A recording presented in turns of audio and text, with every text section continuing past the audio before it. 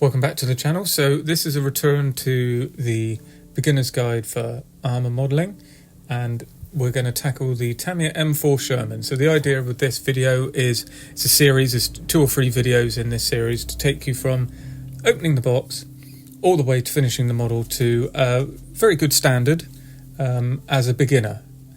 All you'll really need that isn't in the box is an airbrush and some paints, and we will get on to painting after this. This video is just dedicated to the build. So starting off, we've got the whole tub there, and we need to put on the sort of transmission housing or the sprocket cover. There is a proper name, neither of those are the right ones, I don't think. Now there's a little bit of it's a little bit vague, this fit, so you just want to get it lined up. There's a bit of movement in it, so as long as you get it lined with that flat edge at the top just being horizontal, all is well.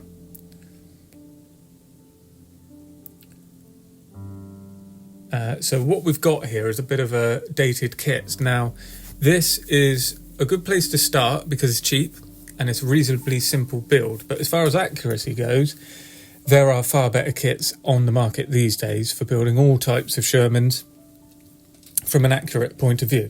But if all you want to do is just go to your local shop, pick up a kit, get home and build it, there's nothing wrong with this. And it actually has some nice features. So we've got some cast texture there on the transmission cover that we've got there. And there's also some cast marks on there as well, so stamps from the foundry marks, which is also a nice touch. Now we're just trying to line everything up here and get it all in the right position. So we've got these like spaced pieces where the bolts go through. There are technical names for all of these, and on there's actually a seam line going through, but you want to keep that. That isn't a line you want to get rid of. Often we want to get rid of seam lines when they're around moulded parts, but the seam line here is very good at representing the 2 pieces of metal that are actually being bolted together. So we want to keep that in. Now we've got some numbered pieces just here as well, and again I'm just showing you how vague some of the fit is, which is a bit unlike Tamiya, but it is happening on this kit. So you just got to take your time getting these sort of smaller pieces that are all then going to be used as fixing points later for the hull. And if you start dry fitting like we are now with the upper hull, you can just make sure everything's aligned before it sets. It's always good to do a bit of dry fitting.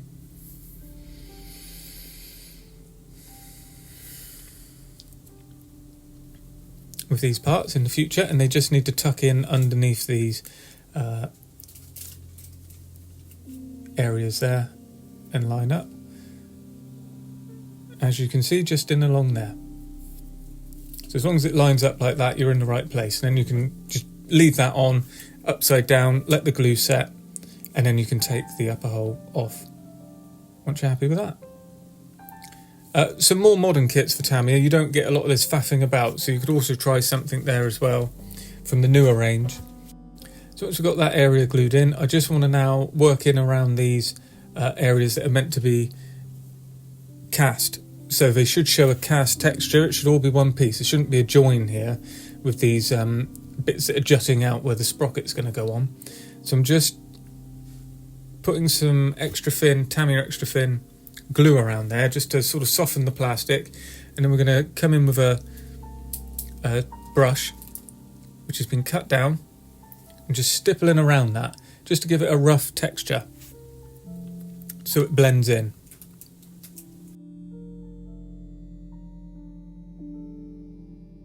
Because this was all cast as one piece in the factory, on the real tank. And you can just go back and forth, softening up with the extra thin and then using the brush to stipple it in. And it's a good way of, it's an easy way of putting cast texture onto a model. And now we're still having a look at finishing up the lower part of the hull. So we've got some access doors here for the engine bay, this is the rear hatch, rear back plate to the hull, if you like. And those are access doors. So we're just gluing them shut. and then all of this should fit on and bring the lower whole section complete. It squares it up then, and it's all a nice solid piece ready for moving forward. And that just slots in like that between those two parts that we got placed earlier on. And then that all glues that up, squares it up, and then you can bring those two parts that are sticking upright, and that will bring that all together. We've also got this line of bolts here as well, which completes this front section. And you just line that up for those earlier parts that we saw, the two pieces that are bolted together. They'll slot on as well and bring all of that section together. And again, a nice bit of dry fitting just to make sure we've got a nice join there, and when it's all pressed together it is going to be a nice join, so we know everything's in the right place. And again, we can see some nice features there on the upper hole, some more cast texture and some nice weld beads. And there we are, just offering those parts up now, slotting them in, and it brings it all nice and solidly together.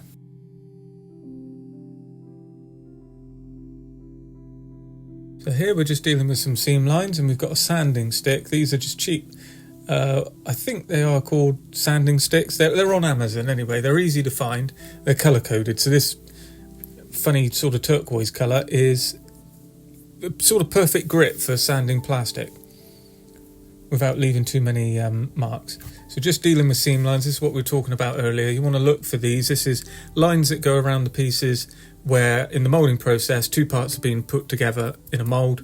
It leaves a bead of plastic around where those two parts are formed. You just sand that down and then smooth it out with a sanding sponge just to get rid of any grit marks that are left or sanding marks. And you should find that once it's painted you can't see any, as if there was no line there before. It tends to be worse on smaller parts like this.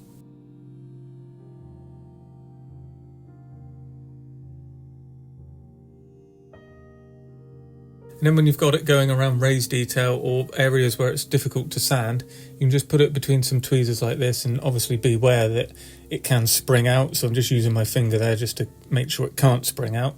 And I'm just scraping it with a nice dull bladed hobby knife. So when your blades aren't as sharp as they were, that's a good candidate for scraping mould seams and seam lines.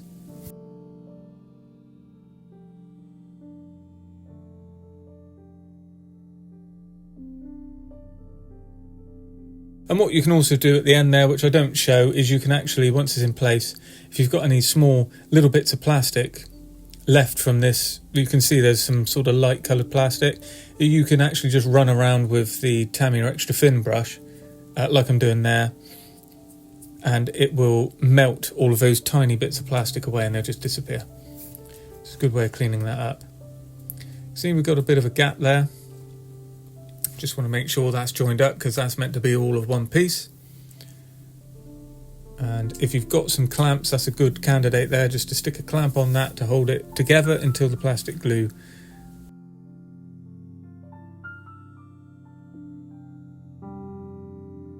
You can see with my hesitation here on the video, I'm a little bit surprised at some of the fits on this. It is showing its age a little bit. Now what I'm putting on here, you can see the glue looks a bit thicker, and I've blackened the top of the glue holder, brush holder. So this is Tamiya extra thin. Once you've got to the end of a bottle, you think it's got a bit dirty, because sometimes you can discolour it. That's a good candidate. You can see it's a bit lumpy on the end of the brush. Your old sprues, so Tamiya is some of the best. You can make this thing called sprue goo, and if you save up your bits of sprue from around once you built your model and you cut it into tiny bits, you can drop it into the bottle, and overnight or over a couple of nights that will melt and it will form this thick melted plastic fluid, and you can use that as a nice filler just to brush on in areas. It's only really good for very small seams. And the real benefit to it is it's melted plastic. It melts into the seam, and once it's dry, it sands the same as the plastic around it, so it's quite good. Whereas other ways of sealing gaps and things like that is super glue, which is harder, so you tend to sand more plastic around it before you sand the super glue. So it's just a good thing to bear in mind, and that's called sprue glue. We're just making up a few of the small fittings here again that are going to go on the rear of the vehicle. And again, thinking about seam lines, join lines, what's going to be seen, trying to be neat all the way through the process. That's one of the best ways to go about building the model kits, because the neater you are, the less cleanup you have to do. So if you're careful with the glue and the amount of glue you put on, and when you take your Tamiya extra thin brush out of the bottle, just tap it on the edge so you haven't got too much glue, because you can always go back and get more, but if you flood the area, it's very difficult to clean up, and it runs around your finger, and then you get finger marks, and one small little job turns into quite a big job. Again, another important thing to show here, especially with kits that don't fit quite how you perhaps thought they were going to, is dry fitting. And I'm just there working on that front section again, just trying to make sure that there's enough cast texture there and I'm happy with it. You can always go back and forth. And I'm going over the foundry marks here as well, because they wouldn't have cast texture on them, but they're certainly not, none of it's smooth. When you look at the real vehicles, it's surprising how rough some of these areas are, so you can always go quite far with it. So we're getting ready to tackle the sprockets now, and that black thing I'm pushing in there is called a polycap, and if we can avoid getting glue in there by just gluing around this seam, it shouldn't put any glue in around the polycap, it will leave the sprocket movable when you put it onto the model. It gives it a nice friction fit, but it also still moves, and that's useful for the rubber band tracks that we've got on this kit. It means we can position them nicely. And what I'm showing you here is you've got two types of sprocket, so you just want to choose which one you're going to go for. This here is the idler, and that also has a polycap going in, and that's covered just by this little hubcap there. And again, careful with the glue. Best thing about the Tamiya extra thin is it runs around with capillary action, and once that's positioned, that will be able to move as well. And you'll see later on when we come to place the tracks, it's a very useful thing to be able to move it around the sprocket. And again, now there's a seam line, so this would be a quite highly polished piece of metal, because this would be running on either the metal of the track or the rubber pads on the track, so it would be very smooth. There certainly wouldn't be a seam line there. If there was, it would be burred down quite quickly, so we want to have a nice smooth face to the idler here. And again, that's just going through the grits on the sanding sticks and then going back with a sanding sponge until we're happy that the seam line's gone, and just trying to concentrate. If you can see, I'm doing it along the wheel rather than across it, and that enables or is better at making sure we don't get a beveled edge over the top. We want it really to be nice and square and flat. So if you go along with the wheel like that, it's a good way of ensuring that. There's quite a difference there between the two. And now we're doing the bogeys. So we've got two road wheels and a return roller, and that's all sandwiched between these two parts. These are movable as well. And I've gone for the wheels that are hollow, but there's another set of wheels that aren't hollow, but the backs of those wheels are hollow, which doesn't look very good on a model. So I chose these because they got a better look on the finished model. And this is a good candidate, again, just to clamp together and put the glue just around that actual middle of the bogey and make sure it's all set up nicely, as I have done here. Just using cheap clamps from the pound shop. Making sure all the wheels are still moving. Again, we've got nice stamped foundry marks down the middle there, which adds to the detail. In front of the return roller, there's a guide for the tracks to run across. And again, that would be smooth. So that would be a flat piece of metal, quite smooth. Quite smooth. So we're just going over that now. Again, to keep it square, I'm not using a small stick or a sponge. I'm using a wide, stiffer sanding stick just to keep that nice and straight. And using all the methods we've shown before, so I've done a little bit of scraping, using the smaller sanding stick, and now just going in with that sanding sponge to make sure everything's smoothed over. Once we're happy with that, we can also then use the just a bit of sparing Tamiya extra thin around that, just to burr anything down as well if there's any bits of sanding dust left. And here we are with the other 5 to give us the 6 sets of bogeys that all now can be set up on the lower hull and squared up. And now we're going to offer them up to the lower hull, and it's a nice good join, nice and true. It doesn't move very much, so my best advice here, as there is a tiny bit of movement, is to get all 6 glued on and then get a nice flat surface and make sure all the wheels are touching that surface. Add a little bit of weight. You can put the Tamiya extra thin bottles in there or some paint pots or anything like that, and just let that all set up nicely.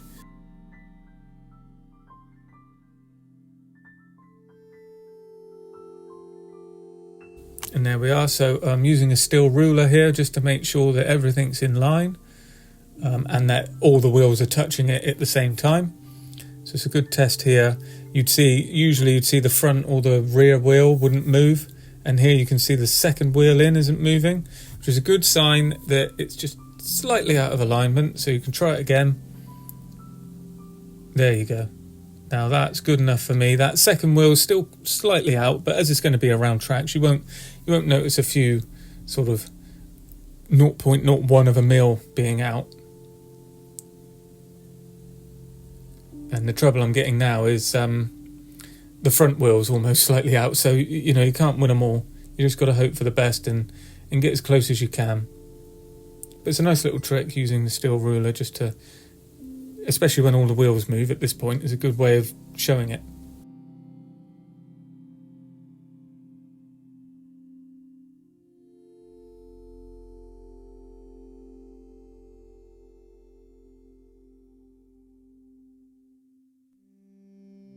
And then just using the flat side as well, again, when I think they're all nicely lined up.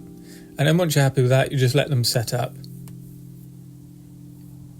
And try not to push them around like a toy tank, like I'm doing. So now it's time to move on to the upper hull. And with that, I've left that spacer bar in just really for added strength. So it's time to take that out now. And we're going to add in all of the doors that run along the back there. So there's a few hatches, and then there's 2 big access doors again, because that's where the engine is. Pretty sure the Sherman had a rather large aircraft engine in the back there, which gave it plenty of power. There you can see 3 big pieces of plastic, shut that off, and then we've got a cover there over the air intake just behind where the turret goes. So we've got some hatches at the front, crew hatches. I'm going to add all of the crew and the stowage, so just sort of seeing how they're going to sit, if we've got any ejector pin marks or anything, but it all looks good. It's all designed to be open. I'm just showing you, just posing how they're going to be, but we just clean them up and keep them to one side. And we've got these sections here glued in the front as well, and that's where you place the figures. So if you want to use these figures, you've got a driver and a gunner and radio operator, I presume, and they are going to slot in through that hole. And we've got the exhaust there as well, which again I'm going to keep separate so we can paint them and add them in later. And we've got the light guards there. Now this is one of the main features on a Sherman that stand out. There's a few things on different tanks, but on the Sherman and anything using the Sherman hull, the light guards do tend to look a bit thick out of the box, and these are no different to that. So what I'm just doing here is just trying to thin them with a sharp blade. Now you don't need to do this. If you try this, you're inevitably going to break them.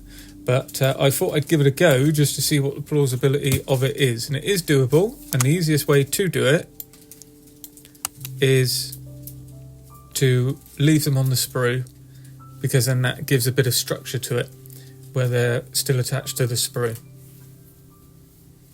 And then once you're happy with it, you can cut them out, clean them up carefully, and then add them onto the model. If you can fin them, they do look a lot better than going on thick. You can also buy these aftermarket, so you can buy them in etched metal, which can be a little bit difficult, or you can buy already made up 3D printed ones in resin. You just cut them off and glue them on, and they're ultra thin, paper thin. And they really, it's like adding metal tracks, a metal barrel. For the Sherman, it's light guards. If you do that, the rest of the model can look, doesn't need to, it almost falls in line. So now we're just seeing how the tracks are going to look. And these are the gluable type, so these will glue with Tamiya extra thin. You just want to have the joins clamped when you go to do it. But as you can see, like I said, adding them on, we just wrap them around the sprocket, and then you can put them around the rear idler, slot them over the wheels, and then just push the sprocket on, and that's the best way of getting these sort of tracks on. Don't try and loop them around the sprocket and the idler by stretching them. You just take the sprocket off, put it around the tracks, and then put the sprocket on. It's much better. Now you can see they sit nice and tight. No wrong with that. They look very good.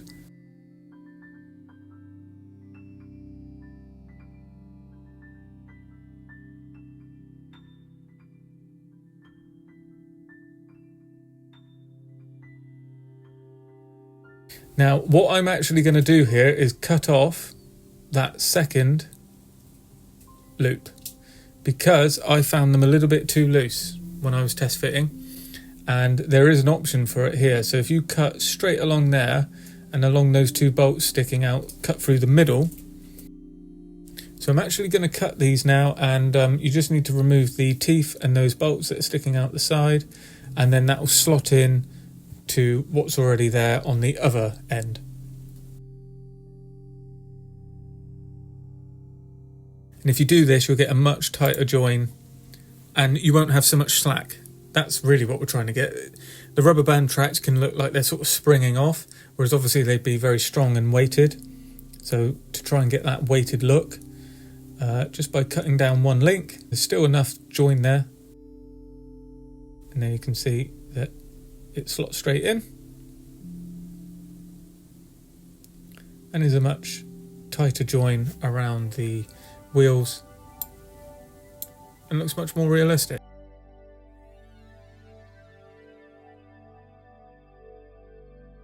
So although they do glue with Tamiya extra thin, I'm going to hammer on the super glue there just to make sure it's a good strong join.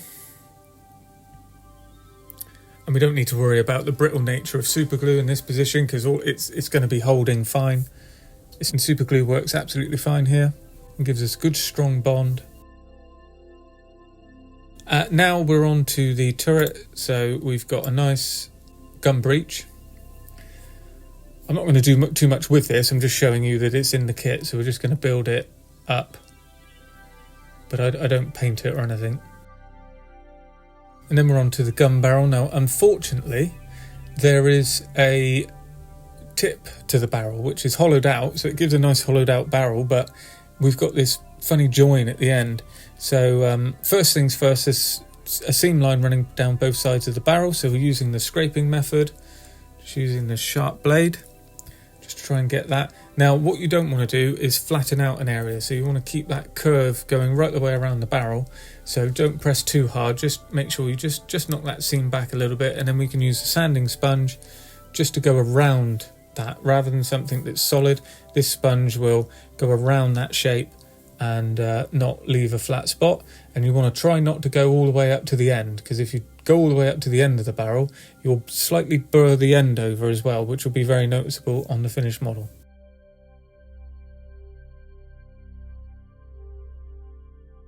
And there we go with the gun barrel, and we're just going through the couple of, that's the whole mantlet, but there's two sections to it. And then we've got the gun breech at the back, and that whole section holds it together, and then it slots into the turret nicely and should be movable.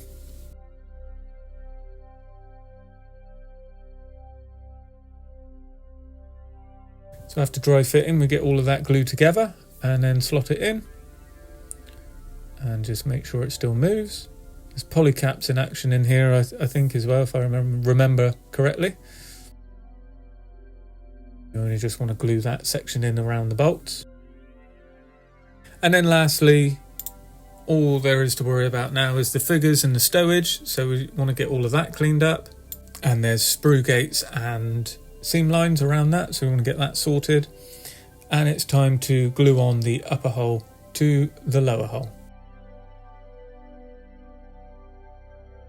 I've left the tracks on there just really because I like the feel of it.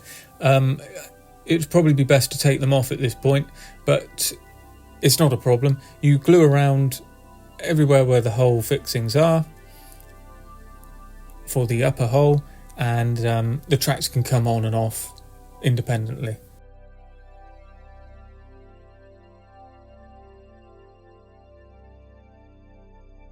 So we've got the tracks off there, and what we're going to do is put the side fenders up onto this model, which we've just got there made out of the off camera, and all the parts now are placed on my piece of wood into white tack, ready for painting. So we're going to prime everything with this Mr. Surfacer 1200. This is a cellulose based product. You can use other primers that aren't so smelly. So we'll do that in the next video. We'll talk more about the primers and paint that we're going to use. So hopefully that was of interest, and thanks for watching. If you like what you see, do consider subscribing. Let me know your comments down below, and if you're following along with this, stay tuned for the next part of this build series, which will be out next week, covering painting, and then we'll finish it all off with weathering and bringing the whole model together. So as always, thanks for watching, and I'll see you in the next video.